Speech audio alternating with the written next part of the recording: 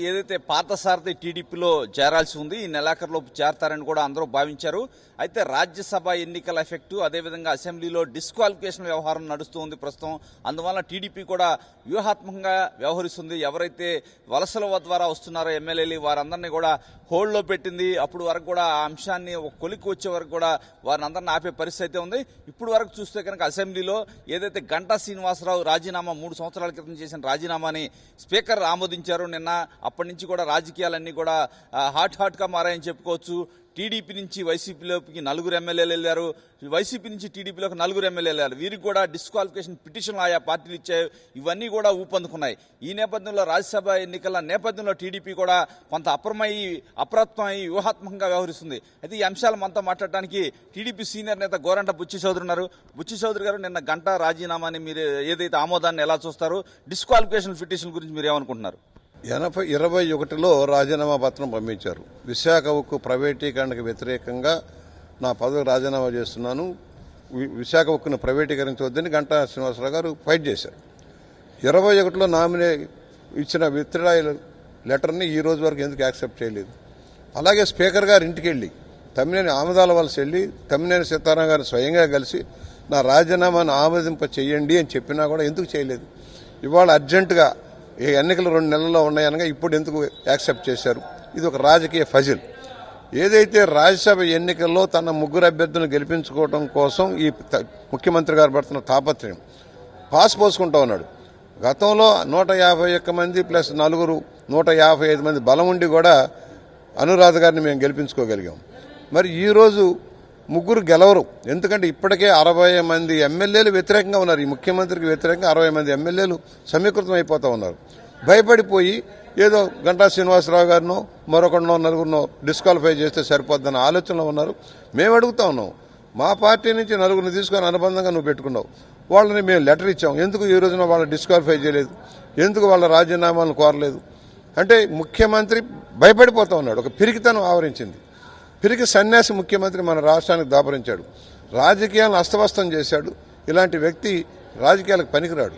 మేము ఒకటే అంటున్నాం, ఇవాళ ఆ రోజున ప్రత్యేక హోదా సాధిస్తానన్నావు, 125 ఎంపీ సీట్లు ఇవ్వండి, నాకు రాజ్యాన్ని చెప్పండి, ప్రత్యేక హోదా సాధిస్తాం. ఏం సాధించావు? నీ కేసుల కోసం 12 సంవత్సరాలుగా కోర్టుల చుట్టూ వాయిదాల మీద వాయిదాలు వేసుకుంటూ తప్పించి తిరుగుతున్నావు. కోడికత్తి సీనుకి సంబంధించి నువ్వు కనీసం వాంగ్మూలం ఇవ్వడానికి ముందుకు ఎందుకు వెళ్ళటం లేదు? ఒక దళిత యువకుడిని ఎందుకు 5 సంవత్సరాలుగా జైల్లో మగ్గేలాగా చేస్తున్నావు? సొంత బాబాయ్ హత్యని రూపుమాపడం కోసం ప్రయత్నం చేసావు. ఇవాళ వెలుగులోకి వచ్చి సిబిఐ ఎంక్వైరీ నడిచి ఎందుకు సహకరించడం లేదు? నువ్వు చేసే అరాచకం ఆటవిక విధానాలకి రాష్ట్రం నాశనం పోకూడదు. మేము చెబుతున్నాం, నీ ఆటలు సాగు. ఆల్రెడీ నీ మీద తిరుగుబాటు మొదలైంది. నీ పార్టీ వాళ్ళు ఎక్కడికక్కడ తిరుగుబాటు మొదలుపెట్టారు. రాజీనామాల పరం కొనసాగుతుంది. రాబోయే వారం 10 నువ్వు ఎన్ని కపట నాటకాలు ఆడినా ఏం చేసినా నీ పార్టీ గంగలో కలిసిపోవడం ఖాయమని హెచ్చరిక చేస్తా ఉన్నాం. అంటే మీరు ఎట్లా ఇప్పుడు డిస్క్వాలిఫికేషన్ ఏదైతే వైసీపీ నుంచి మీ దగ్గరికి వచ్చారో వారికి డిస్క్వాలిఫికేషన్ పిటిషన్ ఇచ్చారు, ఏం జరగబోతుంది అంటున్నారు? మీ పార్టీ నుంచి వెళ్ళిన వాళ్ళకి మీరు డిస్క్వాలిఫికేషన్ అడిగారు, వాళ్ళకి నోటీసులు ఇచ్చారు, ఏం జరగబోతుంది? నోటీసులు ఇస్తే మొత్తం 8 మందిని కూడా డిస్క్వాలిఫై చేయి. నువ్వు కావాలంటే నీ దన్నుంటే మా పక్క చేస్తే అటు చేయి, మా పక్కన చేస్తే ఆ పక్క చేయి, అటు 4 ఇటు 4 చేయదలిస్తే చేయి, లేదంటే నోరు మూసి కూర్చో. ఎన్నికల్లో తెలిసిపోద్ది.